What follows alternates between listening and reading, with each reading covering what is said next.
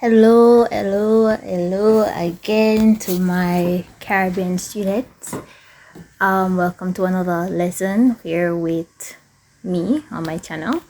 Today we are focusing on Cape Economics Unit 2, and we want to focus on Module 1 that deals with circular flow of income, and then move on along the syllabus. So in this video it's just circular flow of income. In the upcoming video we'll speak about GDP and so forth. If you have any questions, like always, leave it in the comment below. Don't be shy. I will answer you. But not take long. I will not take long. If there's anything you don't understand, let me know. Pin the part that you don't understand. Remember to subscribe if you're new. Share with a friend if you're, if this video really helps you.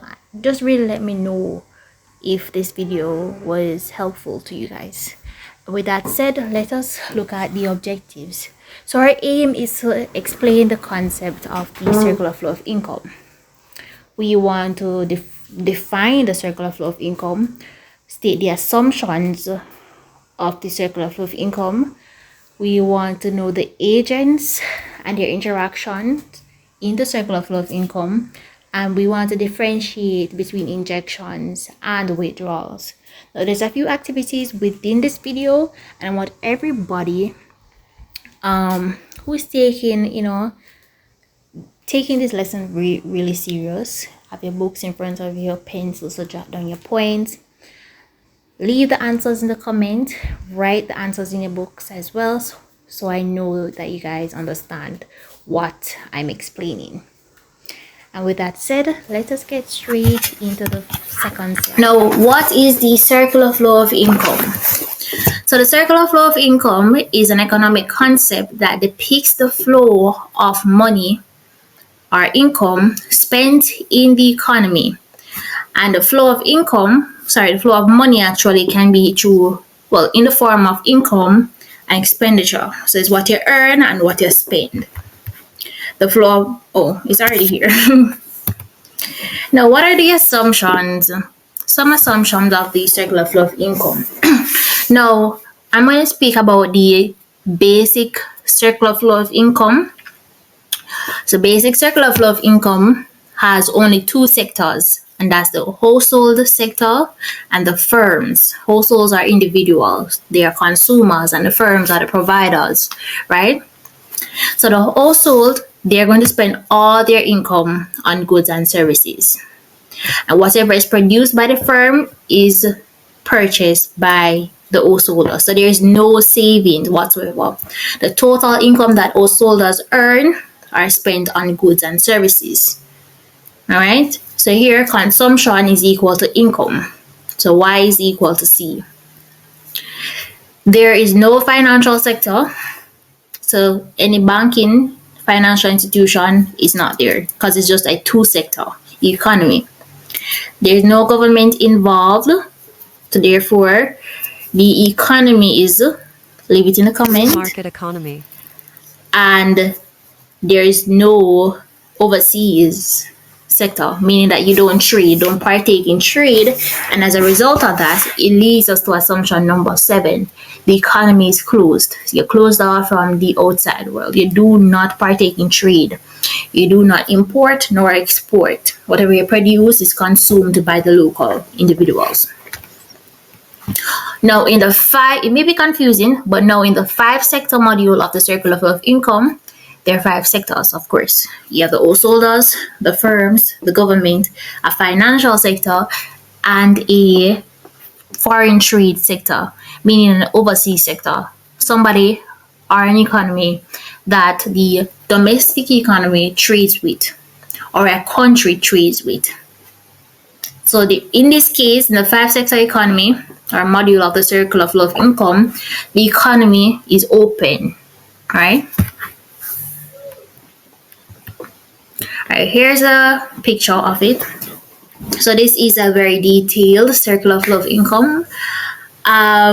We have the 5 different sectors. We can see households, government, firms, the foreign trade sector, the financial sector. Now, let us look at the interactions, the relationships in the 5-sector economy. Let's focus on households and firms first. Now, this arrow right here, you can, well, let me start with the first part. So here, households are going to provide firms with factors of production.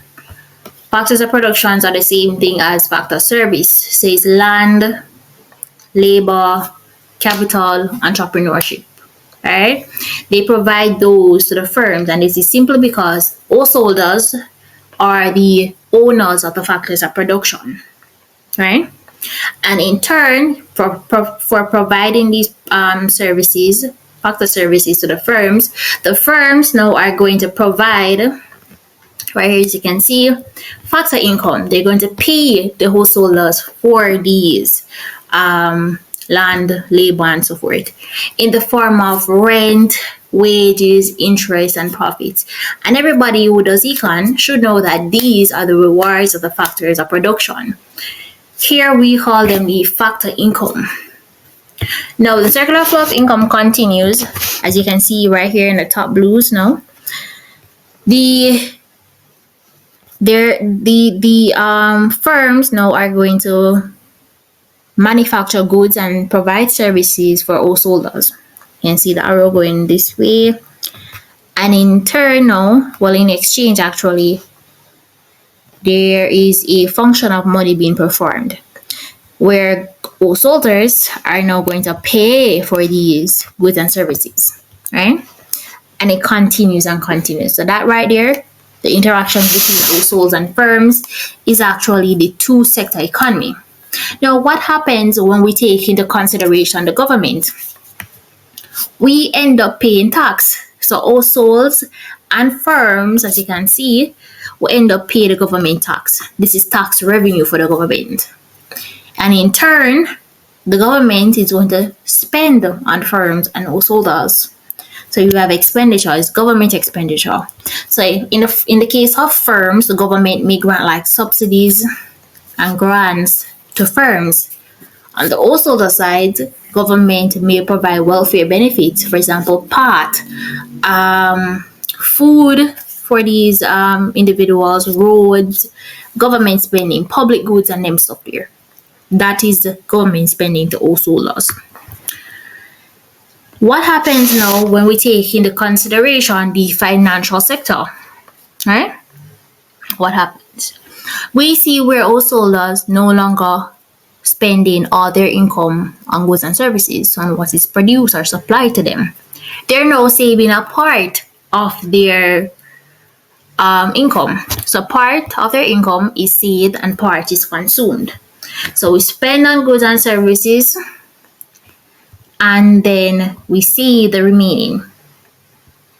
The financial sector, let's say for example a bank, they are going to provide investments for the firms, right? And when we take into consideration now the financial trade sector, the firm, so remember we have export and import. Exports are what we trade to another country, and imports are what another country trades to us, right? So export is coming out of the country and import is coming in the country. And when that happens, we have to pay for them. So when we get imports, we pay for imports, right? We basically buy the imports. And when we supply export, the foreign sector, foreign country, they pay for those exports. They buy those exports. Okay? If you don't understand it, let me know in the comments so I can directly reply to you guys and give you some feedback. All right? So this is the module of the circular flow of income. If you're doing CAPE Economics next year in 2024 or so on, ensure that you guys know the how to label and how to draw the 2-sector or the 5-sector, and the 5-sector economy. Alright, here's a little activity. I want you guys to leave this in the comments so I can see what you guys have understood so far. and what you guys have not. All right. So the activity says explain the basic circular flow of income in details. Remember, the basic circular flow of income is a two-sector. All right, it's a two-sector economy. So pause the video, pause it, do not skip. This activity can really help you. So pause the video, you do it, all right, and do the activity. Leave it in the comment and compare your answers with each other's. And whichever comment is right, I'll either like it or I give it a thumbs up or something. You finish? All right. So here's my answer. The basic circular flow of income is an economic concept, as we stated. It's actually a diagram that depicts the flow of money spent in the economy between households and firms. Now remember, I said that the basic circular flow of income is actually the two-sector economy, that is firms and households. Explain in detail. Householders provide the firm with factor services as they are the factors, while owners of the factors are production. Firms in turn pays for these factor services by giving household factor income, and we spoke about like rent and so forth. Firms then use the factor services to make and supply goods to households, and the households then purchases these goods, and this is called consumer expenditure. I didn't teach you this, but this is called consumer expenditure, and it's a very important concept as we will move along down the syllabus for unit 2. And then the flow of income basically continues. So it's repetitive. It continues. It goes on and on. All right. So we're at another objective, and this is to differentiate leakages and withdrawals. All right. There's an error right here, but we can sort that out. So leakages and withdrawals, my bad. It's supposed to be leakages and injections. Now, leakages and withdrawals are basically the same thing. These are money that's not passed on in the circular flow of income in the domestic economy, but at times are passed outside beyond the domestic economy. For example, looking at imports. Others are tax and savings. Now, injections or additions to the government, additions to the circular flow of income, for example, investment by the financial sector, government expenditure, and exports. Export is an injection because when we export goods, we receive payments for those. So that money or that payment is adding to the amount of money that we have in the economy. And when we pay out money is coming out of the economy, and that's why imports are leakages. Savings go straight into the bank, it's not used for anything else. Tax goes straight to the government, and when it comes out, it's in the form of government expenditure. Right here on the diagram, we can see all this happening. So we have payments for imports. This is coming out of the economy into the foreign trade sector. We have exports coming, payments for exports and money coming into the economy through the firm. Taxes goes to the government. Savings goes straight to the financial sector, comes out as investment and not savings. And in the case of tax, it goes straight to the government and comes out back as expenditure, government expenditure actually. Now, how can we abbreviate these types of withdrawals and leakages? Now, S would be for savings, T for tax, M for imports, I for investment, G for government expenditure, and X for